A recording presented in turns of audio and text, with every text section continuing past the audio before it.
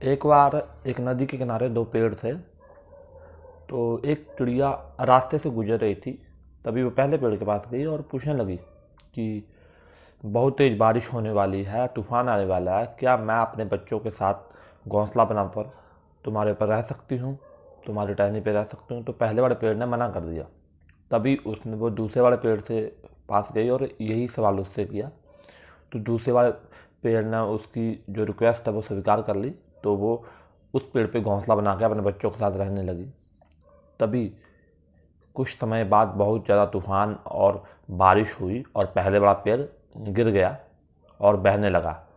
तभी चिड़िया उस पेड़ के पास गई और कहने लगी, तुमने मुझे मना किया था ना, तो देख लो तुम्हारे इसका क्या परिणाम हुआ, तुम्हें इसकी सज़ा मिल रही है, तुम इसकी सज़ा भुगत रहे हो, तभी तो तुम टूट के तुम्हारा ये हाल हुआ है।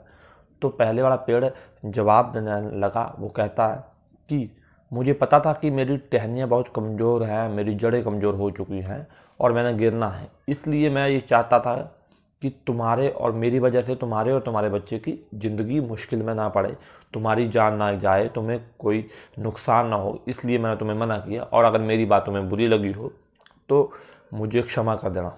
दोस्तों, ये छोटी सी कहानी हमें बताती है कि कई बार जब हमें कोई रिजेक्ट कर देता है, इनकार करता है, तो हम उसे गलत मान लेते हैं बिना जाने कि उसके पीछे कारण क्या है। तो कई बार ऐसा भी हो सकता है कि वो आदमी आपको इसलिए रिजेक्ट कर रहा है क्योंकि वो चाहता है कि आपको बुरा नहीं करना चाहता, आपकी खुशी चाहता है। तो सामने वाले इंसान को भी समझे। रिश्तों में भी गलतफहमी जब होती है तो हम सिर्फ अपने पर्सपेक्टिव से देखते हैं, हम सामने वाले इंसान को गलत मान लेते हैं, मिसअंडरस्टैंडिंग हो जाती है और यही मिसअंडरस्टैंडिंग बाद में रिश्ते में दरार का कारण बनती है और कई बार तो इतनी ज़्यादा बढ़ जाती है कि रिश्ते टूट भी जाते हैं।